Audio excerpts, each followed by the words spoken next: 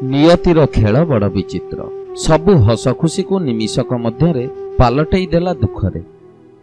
किछि क्षण भितरे सबु खुशी पालटी गला कांद बोबाली रे। मन खुशी रे घरु बाहरी थिबा परिवार पहुंचिले जाई हॉस्पिटल बेड रे। एबळी दुखद घटना घटिछि पाटणागढ़ थाना चिंगेरबंद गाँव रे। हस खुशी भितरे ऑटोरे बसी प्रहरी देखिबाकू जाउथिले 12 जन महिला और शिशु। हेले अधा बाटरे घटिला दुर्घटना। एक कुकुड़ा फार्मर पिकअप भ्यान पछरु आसी ऑटो को धक्का देइथिला। फलरे आहत और गुरुतरंकु पुलिस उद्धार करी आंबुलांस जोगे पाटणागढ़ डाक्तरखाना को आनिथिला। पाटणागढ़ धुमाभट्टा रास्ता निकट कपा मिल पाख ब्रिज निकटरे एई दुर्घटना घटिथिला।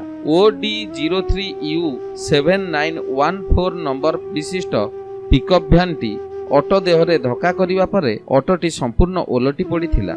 ऑटोरे बसिथिबा महिला और शिशु छिटिकी पड़ी रास्ता कड़रे छटपट हेउथिले। सेही रास्ता देई जाउथिबा किछि लोके पुलिस को खबर देबा परे पुलिस घटनास्थल रे पहुंचिथिला। परे आंबुलांस जोगे सेमानकु पाटणागढ़ डाक्तरखाना को निया जाइथिला। समस्तଙ୍କ मुंड और हाथरे गभीर आघात लागिछि।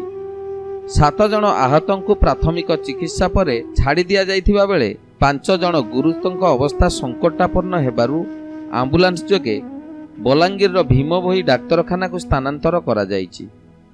पुलिस घटनास्थल ऑटो और पिकअप भ्यान को जबत करी अधिक तदंत करुथिबा जणा पड़िछि।